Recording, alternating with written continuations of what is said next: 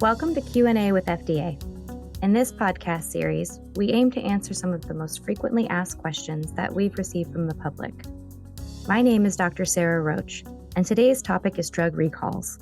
In FDA's Division of Drug Information, we regularly receive inquiries from healthcare professionals and consumers seeking more information about products that are included in a particular drug recall, the reason for the recall, and what actions to take in response. Today, we are joined by Dr. Ileana Elder, Branch Chief in the Incidents, Recalls, and Shortages Branch within the Office of Compliance and FDA Center for Drug Evaluation and Research. Dr. Elder, thank you for joining us today. My pleasure. Dr. Elder, FDA uses many tools to safeguard consumers from health risks and to mitigate harm. A drug recall is one of the most effective ways to protect the public from a defective or potentially harmful drug, and a recall may either be recommended by FDA or undertaken voluntarily at any time by manufacturers and distributors. That's right. A recall is a voluntary action taken by a company to remove a defective drug from the market and warn patients, consumers, and healthcare providers about a potential risk. FDA's role in a recall is to oversee a company's recall strategy, assess the adequacy of the company's action, and classify the recall. Can you expand upon FDA's classification of recalls, starting with Class 1? Yes, a Class 1 recall is the most serious, where there's a reasonable probability that using or being exposed to the recall drug will cause serious adverse health consequences for a patient or a consumer. A Class 1 recall is urgent, and in most circumstances involves removing the drug from the market. In these situations, the consequences of a patient using the drug are immediate or long range and life-threatening, and may involve a direct cause and effect relationship.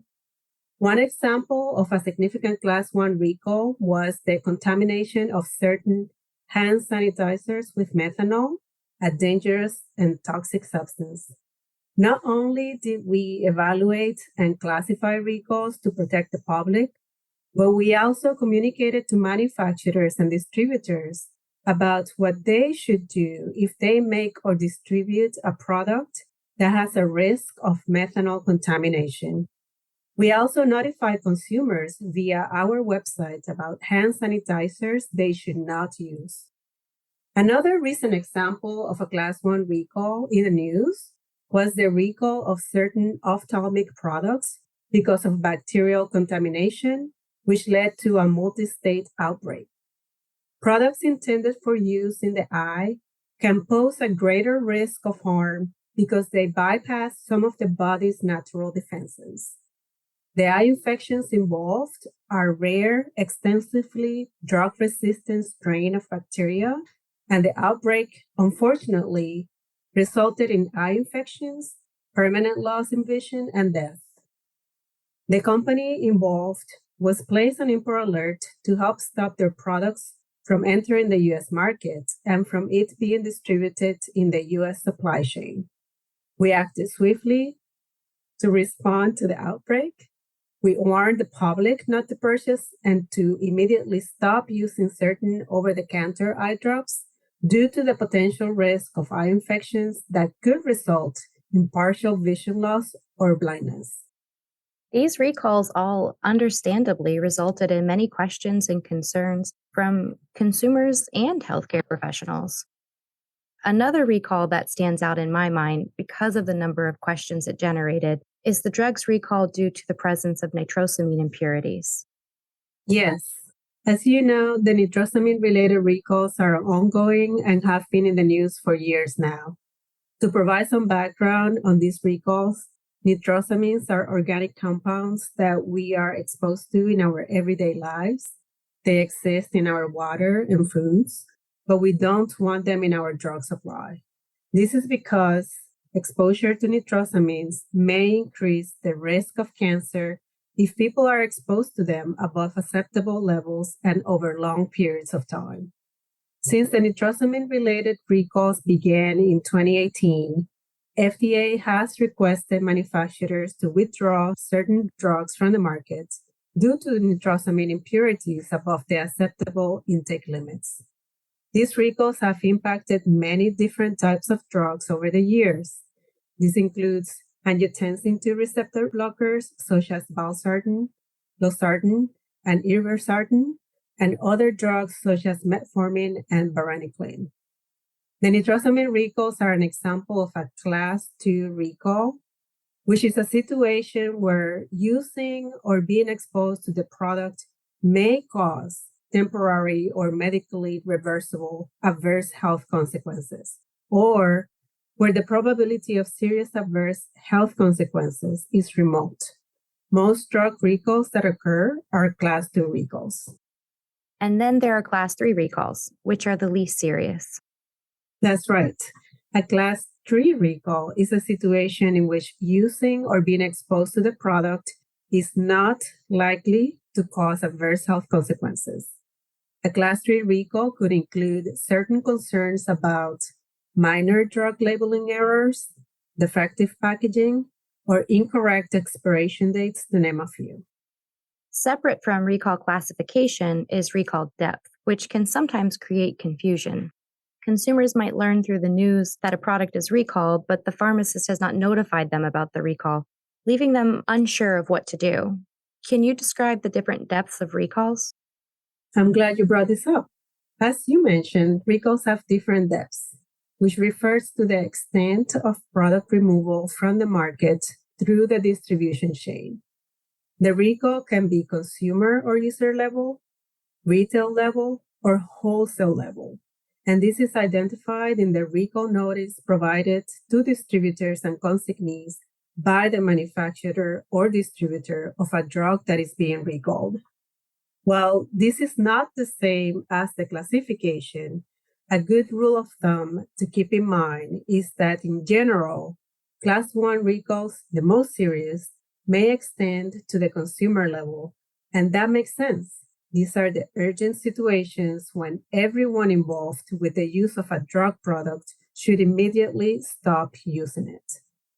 Class 2 recalls may extend to the retail level, meaning the company conducting the recall is removing the product from retail stores and pharmacy shelves. And Class 3 recalls, the least serious, may extend to the wholesale level.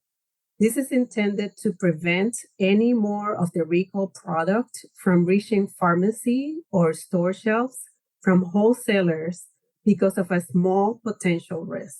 These different recall depths allow companies to conduct drug removals at the appropriate level and ensure that patients and consumers continue to have access to drugs that do not present a significant risk to their health.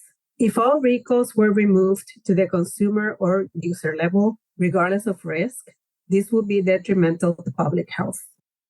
Dr. Elder, you also mentioned the class of recall is determined when FDA completes a health hazard evaluation.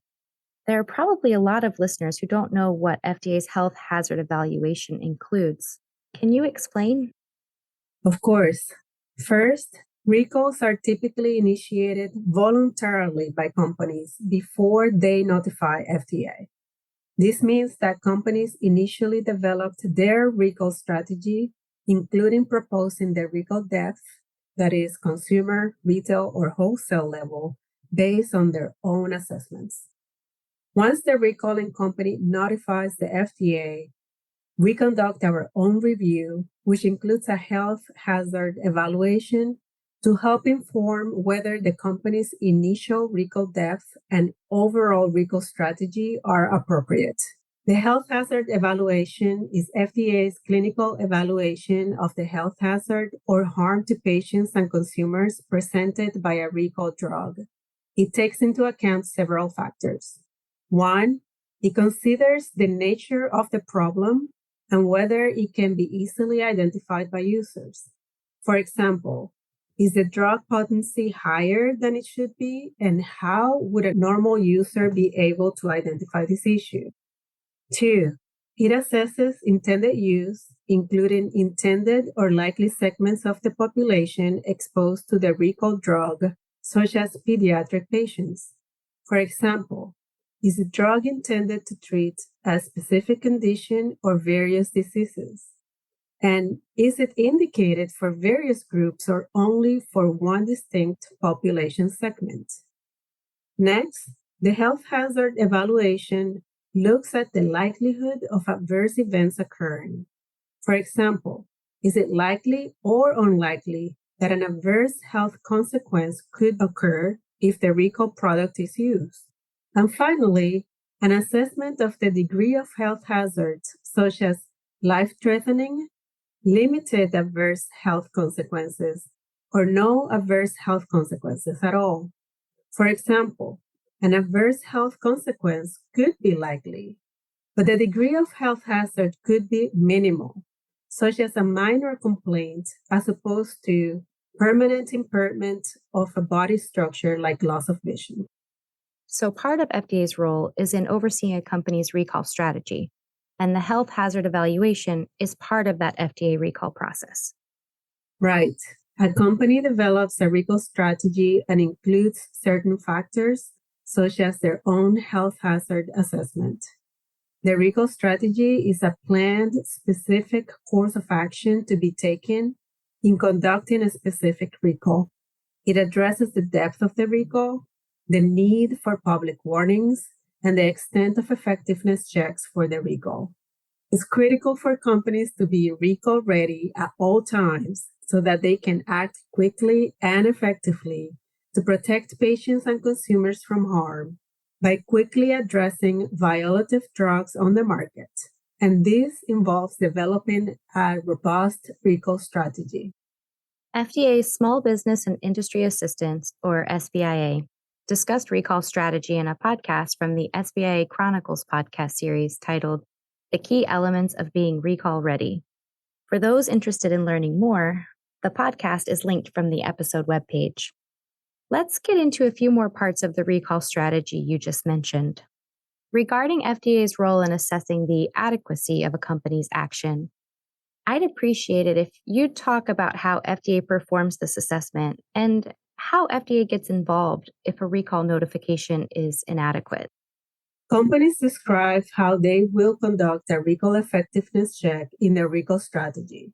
This includes how to track and identify customers who fail to respond to recall notifications and what additional steps the company will take to notify those customers who do not respond.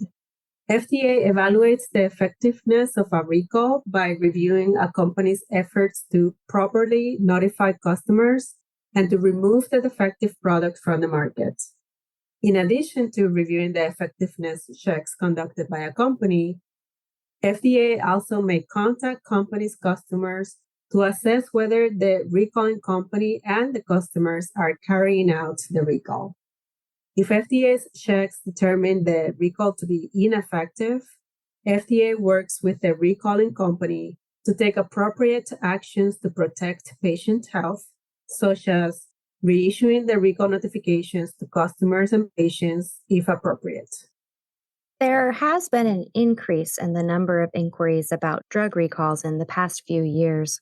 What are some factors contributing to this increase? The number of total recall events has actually remained steady over the past few years, although the number of affected drugs in each individual recall event fluctuates year to year. In 2023, antibacterial products had the highest percentage of recalls, followed by cardiovascular agents, ophthalmic agents or eye drops, and then respiratory tract agents. And the top three reasons for recalls in 2023 were related to manufacturing quality issues. In particular, there was an increase in recalls attributed to contamination, including foreign material or particulates in the drug, microbial contamination, product mix-ups and cross-contamination, and chemical contamination. You can view the numbers and trends over time in the reports posted in the resources section of this episode's webpage. Speaking of the number of recalls, can you describe for our audience FDA's role in notifying the public of drug recalls?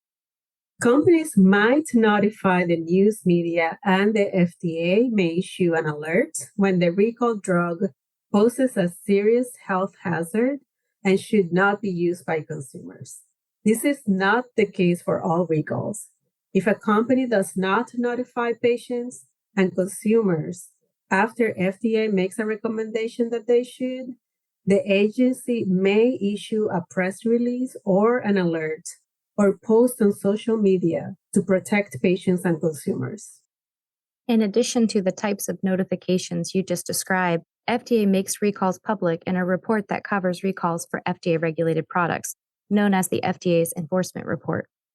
That's correct. All recalls that are monitored by FDA are included in the Enforcement Report, which is available on fda.gov. This report also includes the recall classification, if the recall has been classified by the agency, which again is based on the level of hazard. Some recalls are listed in this report as pending or not yet classified.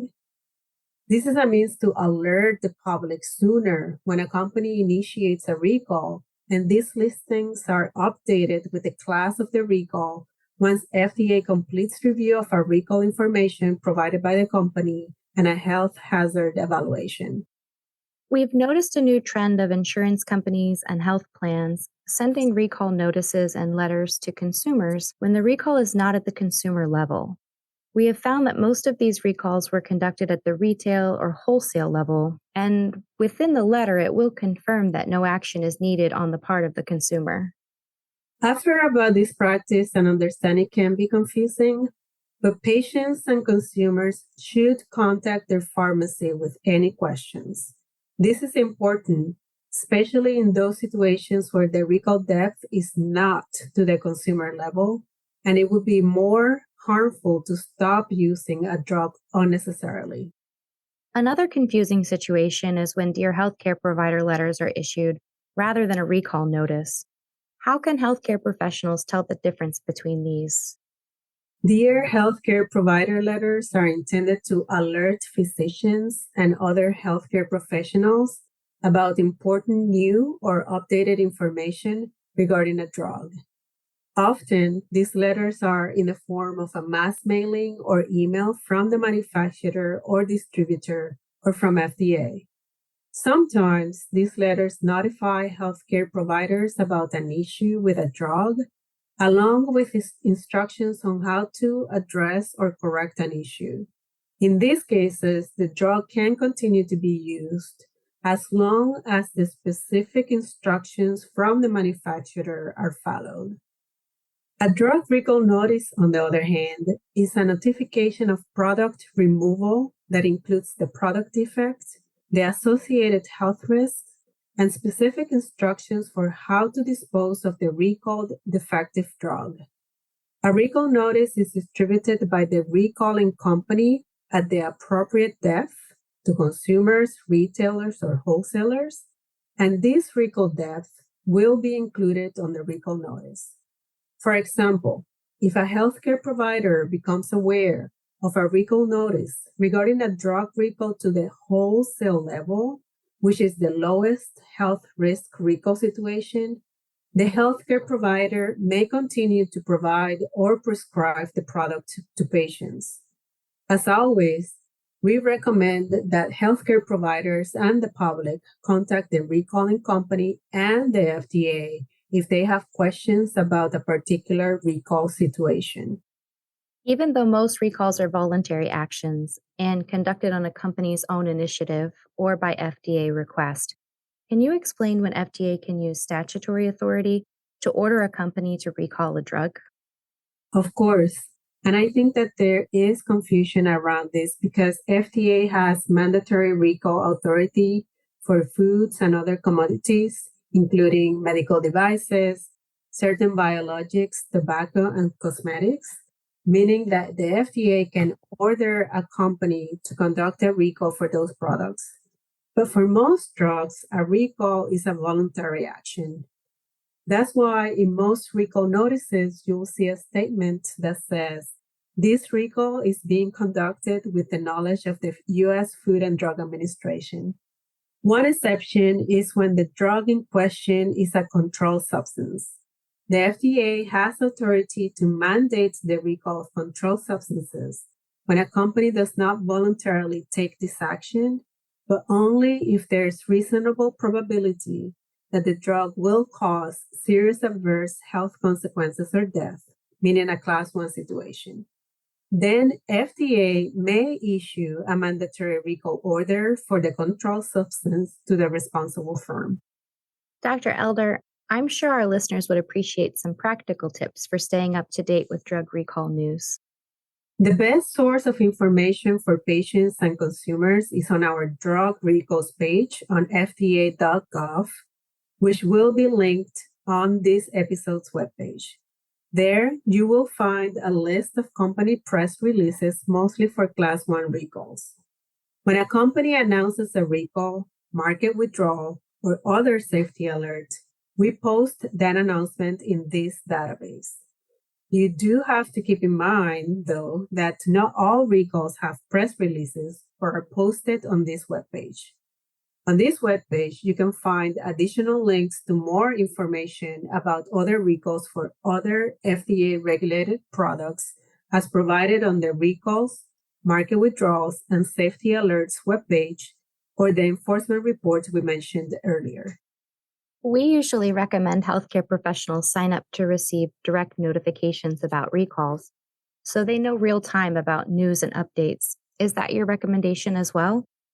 Yes, and there are many options to do this depending on how individuals like to receive information. If you like to use your email to receive alerts, you can sign up for FDA's recall email alerts. The link to subscribe is available at the top of our recalls, market withdrawals, and safety alerts webpage.